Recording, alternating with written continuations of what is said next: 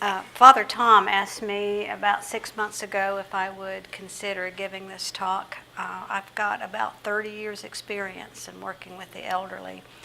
I was a hospital administrator over a rehab hospital, and the average age was 76, 77, and of course a lot of times the elderly came into rehab because they had a fall or it was unsafe at home and they had an injury and that kind of thing.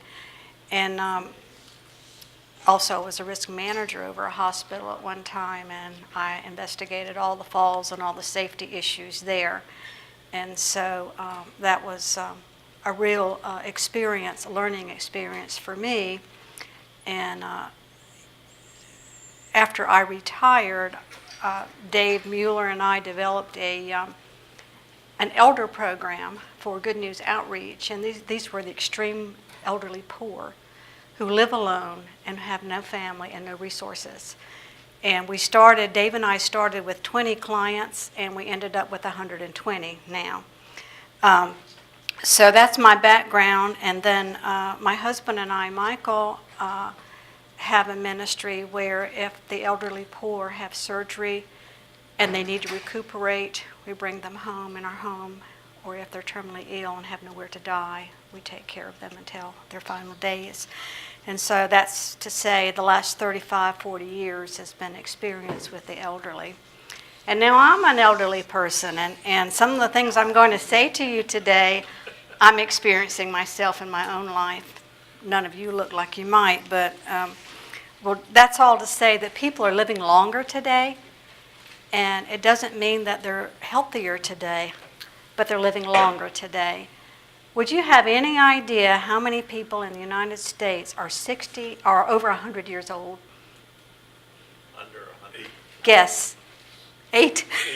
No. Probably in the low thousands. Actually, there's a documented 67,000 people in our country who are at least 100 years of age or older. So that is to say we are living older, not that we're any healthier, but we are living longer today. And as we live longer, we are able to tell you what some of the warning signs and the dangers and the pitfalls of the elderly are. And there's still a lot of people who are in their 90s who live alone.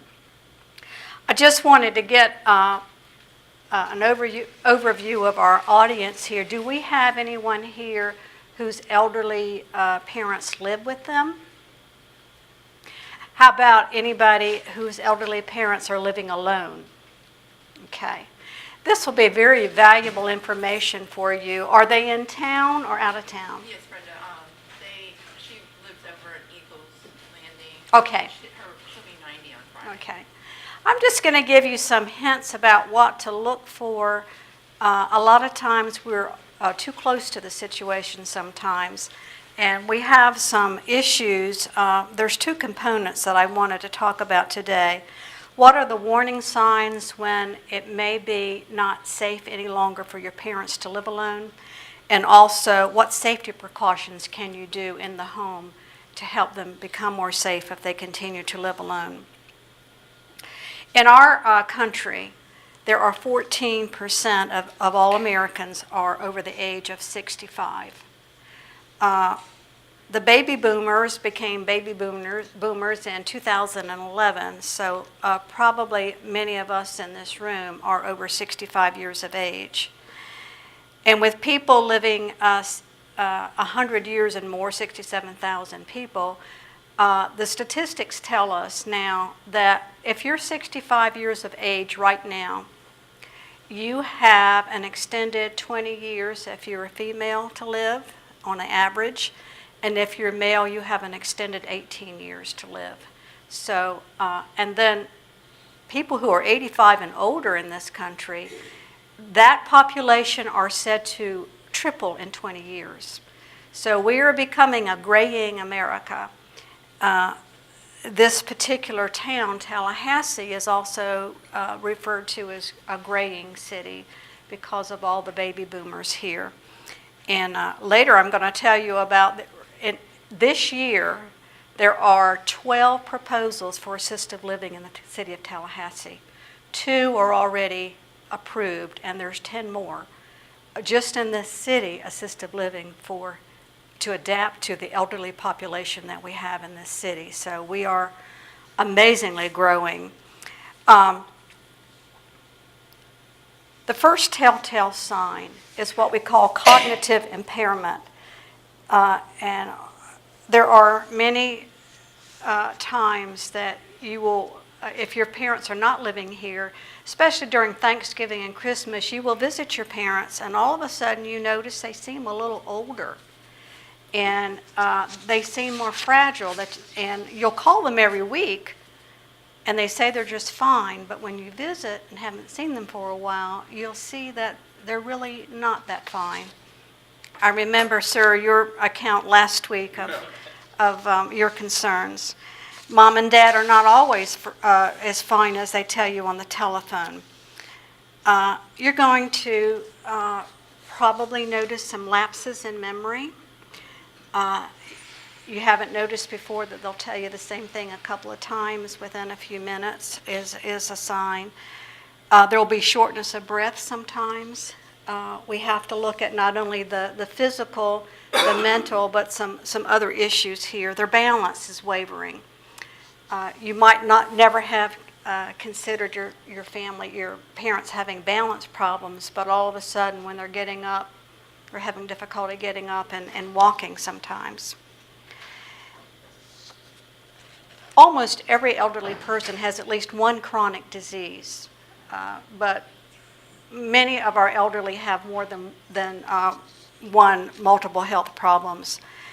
Our statistics say that 49% of our elderly have the diagnosis of arthritis, 31% have heart disease, 25% have cancer, 21% have diabetes, but 71% are hypertensive.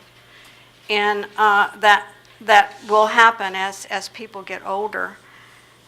You may notice when you're visiting that your loved ones have difficulty with their hygiene. I think in our family, our Michael's mother was just a society lady, and all of a sudden we noticed some hygiene problems. And what they will tell you is that I'm afraid to get in the bathtub. You know, they no longer will get in the bathtub because they're afraid that they will fall. And they probably have had some falls that you don't know about previously that make them afraid. You may see problems in eating, swallowing problems, and I had noticed this in my mother. She had I thought, a chronic cough for a year, but she was aspirating. Drinking and eating causing that coughing is a very common problem in the elderly, swallowing problems. And then you may notice some dressing problems. You know, maybe they've got, they're not coordinated in color, or they may have two different shoes on or something like that. But you'll notice these things, medication management issues. You may see the pill box on the counter, and you notice that Monday and Wednesday they didn't take their pills. The pills are still in the pill box, that kind of thing. Poor eyesight is another thing that happens that can creep on gradually, that can cause some safety issue problems. You notice that they have an appointment last Wednesday to see the doctor, and they didn't keep it because they forgot it. These are people who are living alone, and you'll notice that. Mom and Dad may have been fastidious with their housekeeping skills, chores, and now you notice that, you know, things are messy and the bathroom is untidy and that kind of thing. You may see on the counter a stack of bills that say late notices. You know, they're forgetting to pay their bills on time. One of the biggest things that I saw in Good News Outreach running that program is fraud and abuse of the elderly who live alone. And what I mean by that is that they'll say, well, I gave Mr. Smith $500 to do my roof and they never came back. Or I paid somebody to do my lawn and they never cut my grass. Because... I was going to say, I can tell you a good example of that too with my mom back during Reagan's presidency. You know, we had the oil crisis going on, or gas shortage going on. And my mom had this Lincoln And the government was saying, oh, you're gonna put this tax on cars and everything. This was only a couple years old. So she took it to a car dealer and bought like an $8,000 car, traded it in. They made her pay like $6,000, took her trade in of this, 20-something thousand dollar car, and took advantage of her, and just did that without her realizing what's going on. Mm-hmm. It happens a lot. I've had instances where health insurance had been changed, and they thought they were signing to have information on a new health policy, and really they were signing to sign up for the health policy, and when they went to the hospital, some things were not covered. But loneliness and isolation of the elderly make them victims of prey for people who are calling on the phone. Oh, there's someone nice to talk to. Our people bought a $5,000 bed over the telephone that they didn't need. Fraud and exploitation can be done in telemarketing, the mail, and face-to-face encounters.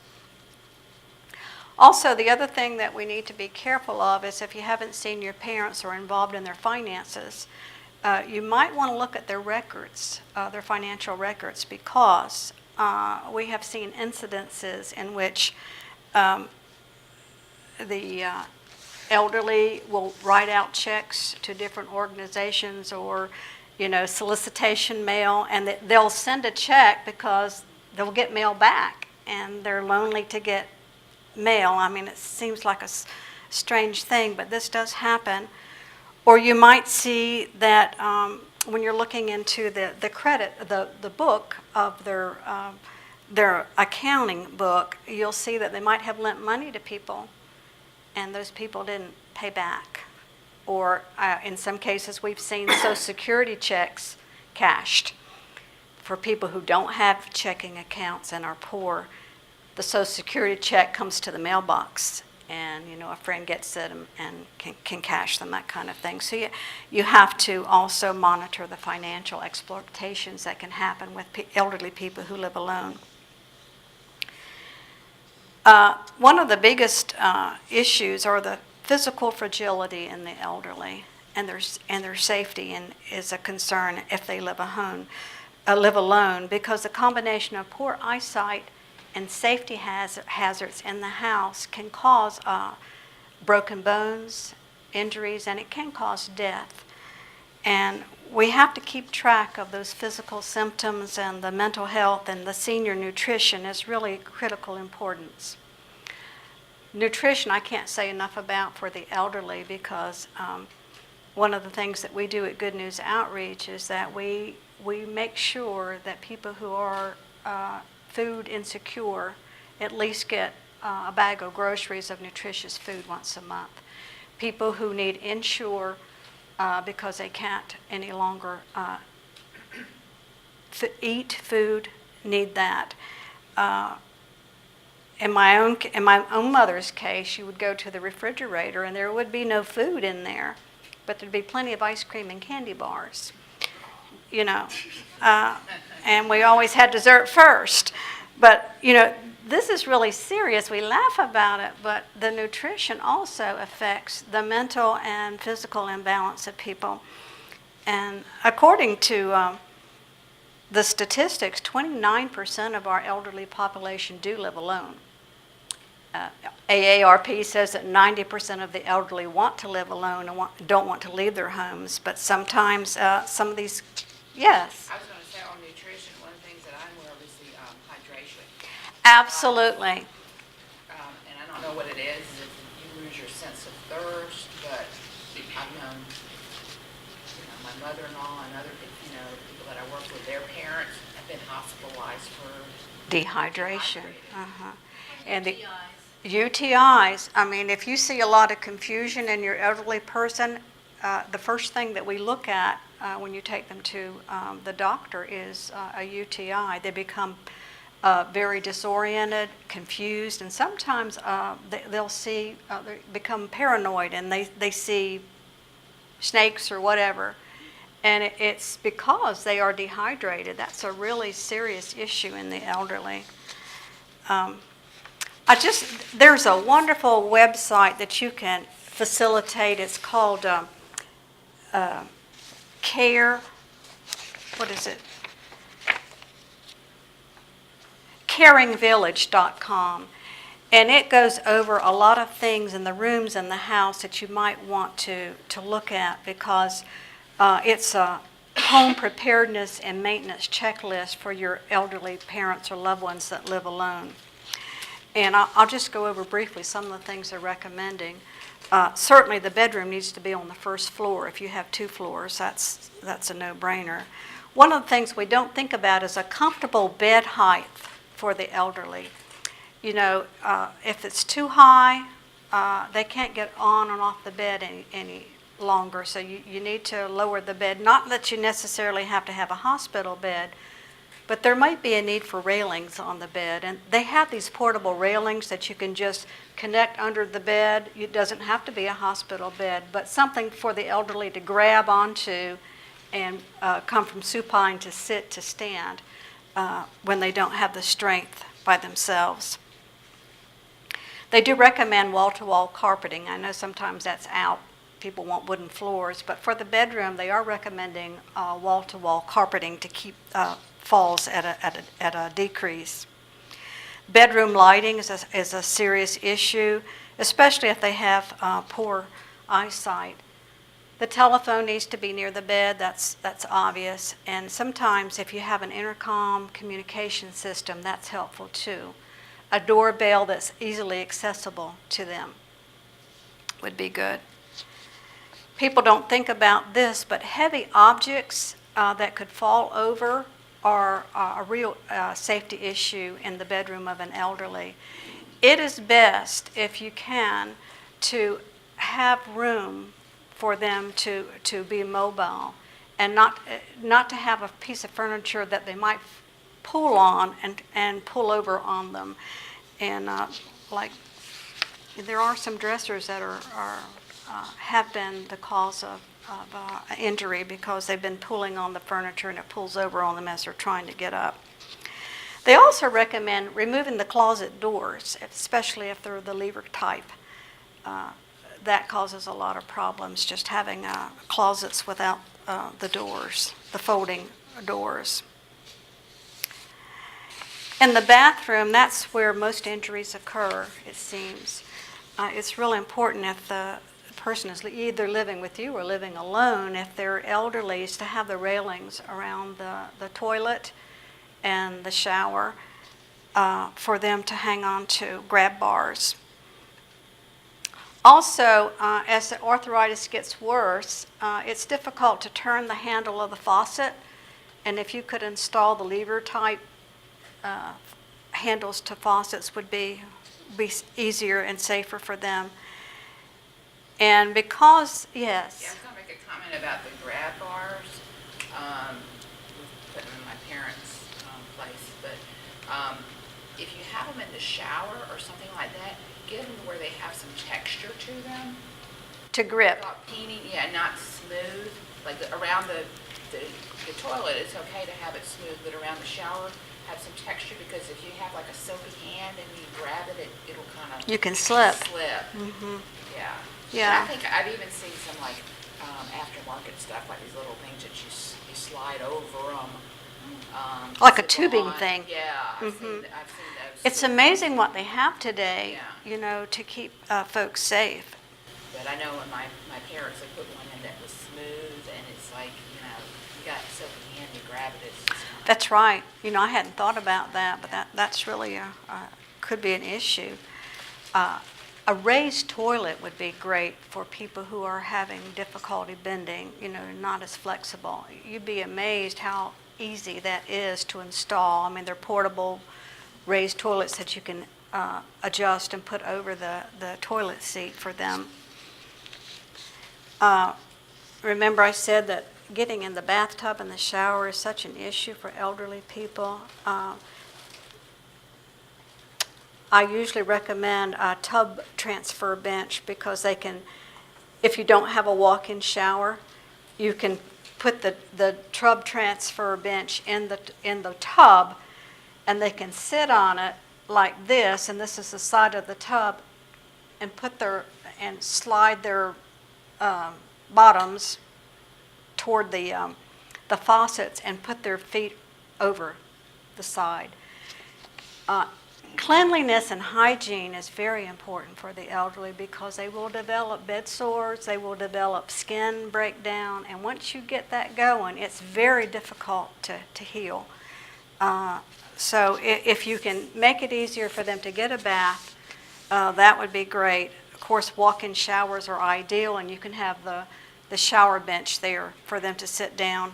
And a handheld shower is very good for them to hold. And you know, it's so important to give the elderly integrity and independence if possible.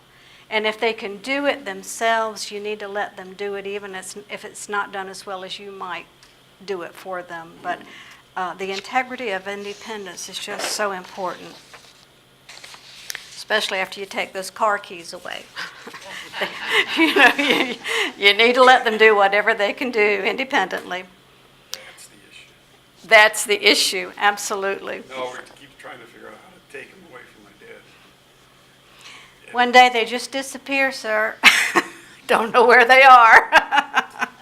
Yeah, but he goes crazy, like if he can't find something, Yeah. and it's just like he becomes so fixated on it. I had a friend that actually made the car be broken, and he pulled a wire in the car, and every time his parent went out to the car, it would start, and then they lied to him and said, well, you're gonna have to buy a new car, and they knew he didn't have much for it.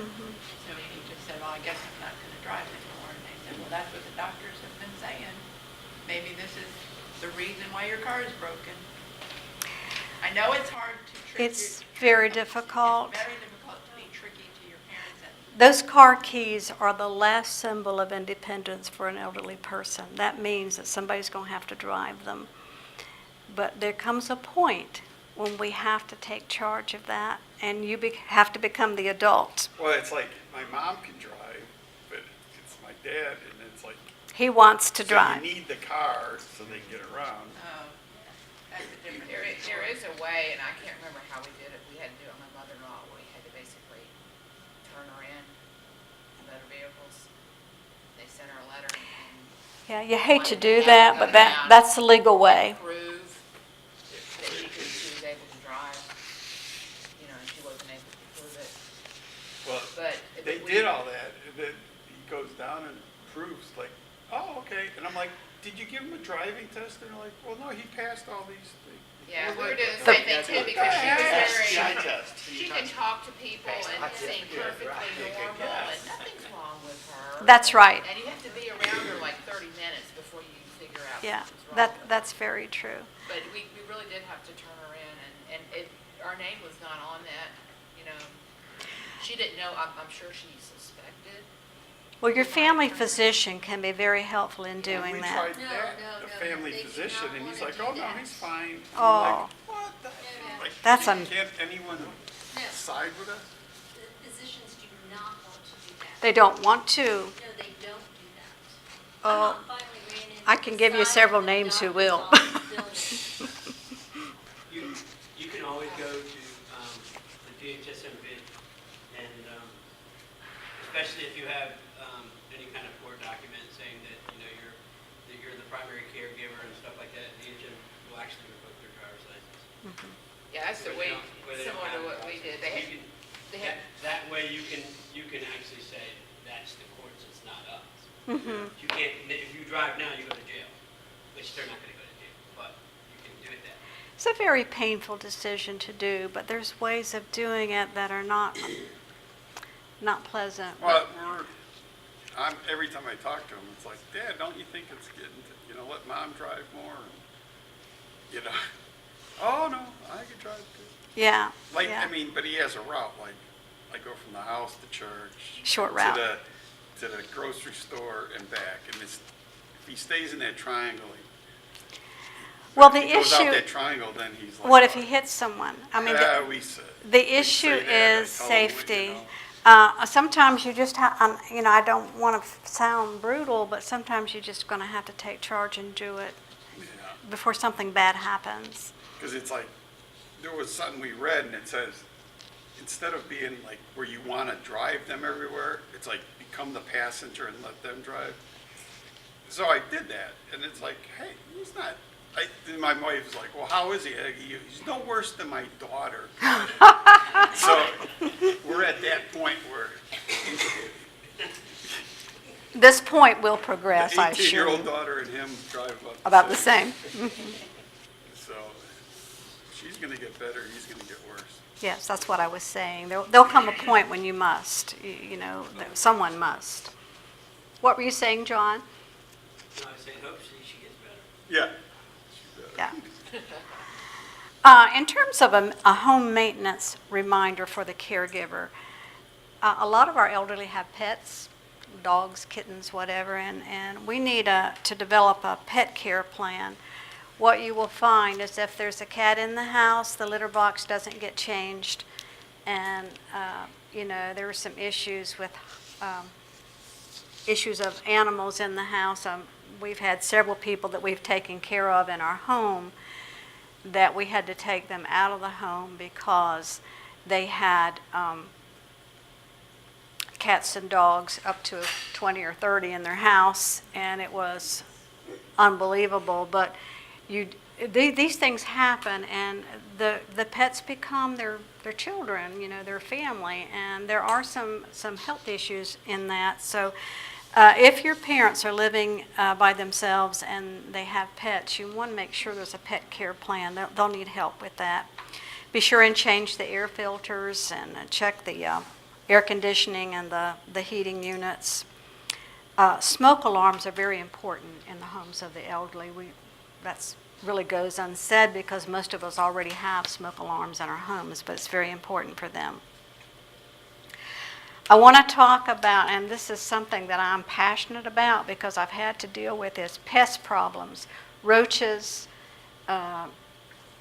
issues in the house. When they live alone, you have to have an extermination plan. We had an elderly person who was almost bedridden, who was diabetic, who left his food. You know, he didn't have the energy to put the food up when he got it. And this is a true story, a very sad one. It became mice infected, and then the snakes got in through the garage into the house, and this gentleman, who was such an invalid, had snakes and mice in his house, and we had to go get him and get him out of that environment. It was just terrible what can happen when you have no one looking and no family involved, and one roach, one mouse, and then, you know, you've got a house full of little snakes eating the mice. So the pest, after living through that experience with that gentleman, I really, I'm telling you, things can mount up quickly when a person is by themselves and not able to take care of that kind of problem. Familiarize yourself with the garbage and recycling procedure. Devise a lawn care plan. If the grass is growing and they need someone to cut the grass, make sure that there's a plan in action there. And check, I was yes. gonna say, I know here in Tallahassee, the garbage, there's like something, I can't remember what it's called, but there's a program, it's called like Friendly Neighbor, and they will actually, you know how those containers are like? Yes. And they will actually go get your container and bring it down to the street and put it back on garbage day. Do you contact The city of Tallahassee. the city? Yeah. That's I- really I think important. it's something like, it's a couple dollars more, but it's worth it. It Yeah, absolutely I don't think is. When my mother-in-law did, I don't think they even charged her for it, but maybe they've changed. But it was, you know, it was like a, you know, ADA accommodation type. Absolutely, because So that it can was- cause problems Yeah. if the garbage is not taken out. Yeah, but it still needs to be taken out too. Exactly. You still have to be taken from the house into the garbage. Oh, we're almost out of time. I just wanted to also let you know about, you can download a profile of older Americans, and it's got some really good information about some of the issues I've talked about. And I told you that because Tallahassee is, I think in Tallahassee there's 17% that are elderly compared to the 14% in the nation. And we are called the graying capital. And we do have 14 applications that the state of Florida is considering in the town of Tallahassee for assisted living. One has been approved and is being built on the northwest corner of Mahan and Thornton. The second one that has been approved is on Ox Bottom Road. There's a development going up there, but there's 10 others that are being considered for the town of Tallahassee. Is there like a, where do you, like the information on putting someone in? Because it's like, there's all these myths, and I don't even know, because we've never done it. It's just like, what, do they take all your money and then you get to live there, or how do you? Most assisted livings run for anywhere from $5,000 to $8,000 a month. And what you really want to do is you need to go to the facility and the site and ask them to see their A.R.C report. And that's a monitoring system of the state that goes into these facilities, and they are obligated to post the deficiencies. And there's, the Ombudsman program, that's supposed to be posted. And what you really want to do, you can go online and get these results from A.R.C and see what the deficiencies are of all these places. But they don't take, well, there's a couple of facilities that want all your money, and then it's like a progressive, assisted living to nursing home. But most of them are just like monthly fees, depending on your level of service. There's 4 levels of care, and they have license as skilled nursing homes. There are like 878 beds in Leon County. No, but like, is there like a website where Yes, they give you general information so you can at least get an idea of like, right. what to look for? Exactly right. I think it's, look at A.C.H.A. accreditation of facilities for the elderly. And they will give you what the grades are and what the problems are. I'm sorry, you were going to say something. I would recommend going to the facility because Absolutely. my mother-in-law, needed a place, and the rumor was Westminster Oaks took all your money. That was the rumor. We went there, and that's not true. Well, that's what I said. It depends on how long you live and how much money you got, but, they have an entrance fee, and then they have a monthly fee, so that's it. It's not like they, day one, they come in and say, give me all your money. You can also, Yeah. you have to make sure, they have to go in at a certain level. I couldn't talk my mom into leaving her home and going into an assisted living facility. So now we've slipped beyond that, and now we're at skilled nursing with wound care. Yes. So with her, because of the fragility of her skin, we constantly have to be in only a facility that has wound care available. And there is a huge number of older people that need wound care. Absolutely. And I know you mentioned all those A.R.Cs coming in, but we don't have a lot of skilled nursing. And once they, fallen, broken bones, and damage their skin, they cannot go to these A.R.Cs any longer. They have to. We've only got Centerpoint, we have Heritage Oaks, and we have Seven Hills. Those are only 3 They're skilled nursing skilled facilities. nursing facilities within Leon County. Well, you have to have a nursing assessment anyway from any facility you choose, and that nurse will do the assessment of skin integrity, mobility, ADLs, activities of daily living. So the nurse assessment will tell the facility whether or not they can handle your loved one. There are also, we have our aunt at Harbor Chase, they have a memory care unit that's attached to, it's like a progression of care. But there will be a nursing assessment to any applicant to any facility. That's a requirement. We do have,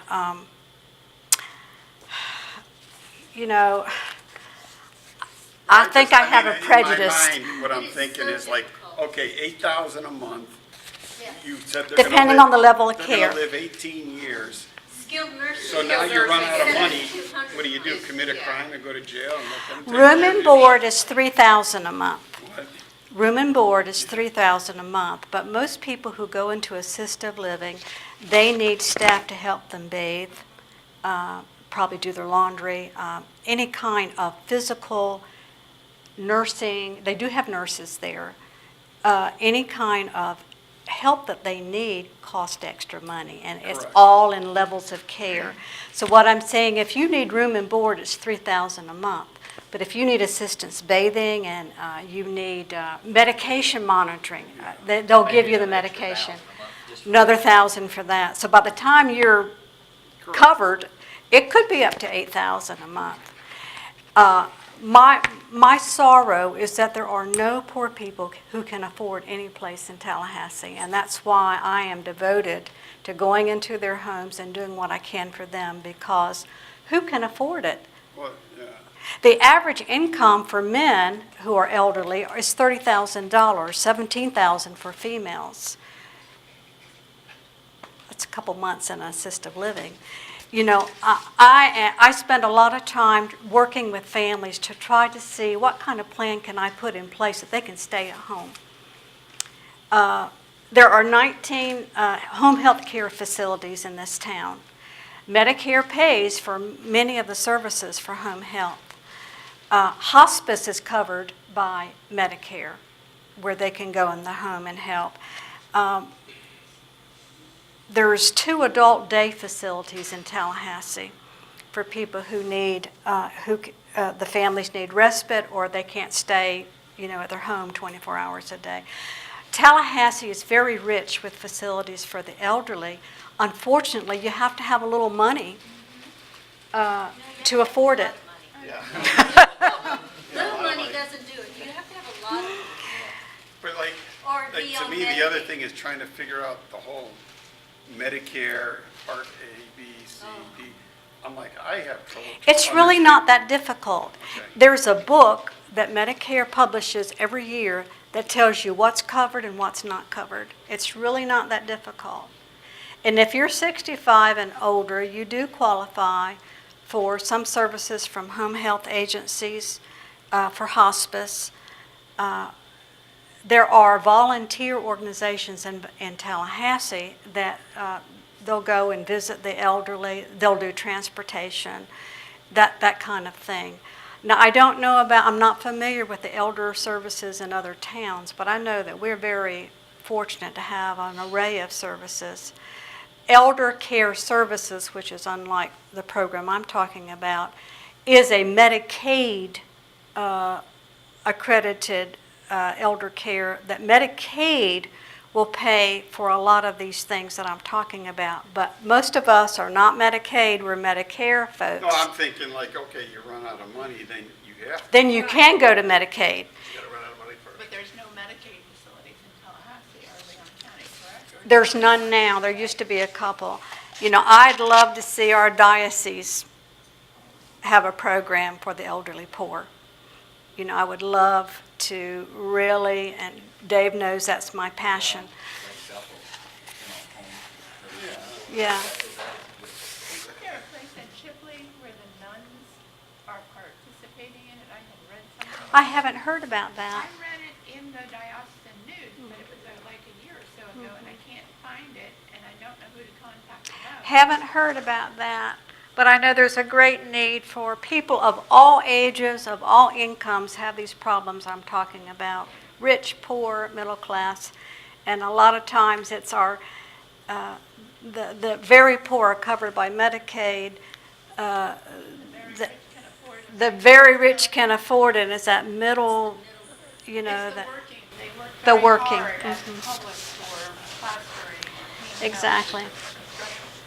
They work very, very hard to build this whole nation. Exactly. And now, they're the ones that are being left in homes to die because they can't afford it. Yeah, and it's like the government solution is assisted suicide. People are worried about abortion. It's like, no, it's assisted suicide, and I'm heading there. The elderly are just as fragile as the unborn. 'Cause, I look at these The European issues are the countries, same. And that's what they're doing. Exactly right. I have a passion for that will kill me one day, but I will never stop trying to advocate for those people who are just like you're saying, who need those services, can't afford it up here and don't qualify for Medicaid down there. And these people are sick unnecessarily, they're injured unnecessarily, and they're dying unnecessarily. It's a very fragile population that, to me, is just as fragile as the unborn, and we need to advocate for them. I'm out of time, folks. Thank you Thanks very very much. much. Yes, Dave? One thing, did you mention theft on assisted care and CNAs and things like Oh, that? that's awful. Because that. Have to be very careful who's Jewelry, if coming they have into the home. Jewelry, or if they have Take it out a of coin there. collection or something, it disappears. Absolutely. That happened to my grandfather. Yeah, my son, And- And it scares you to have someone come in your house. It scares you to. And- Yeah, and it happens.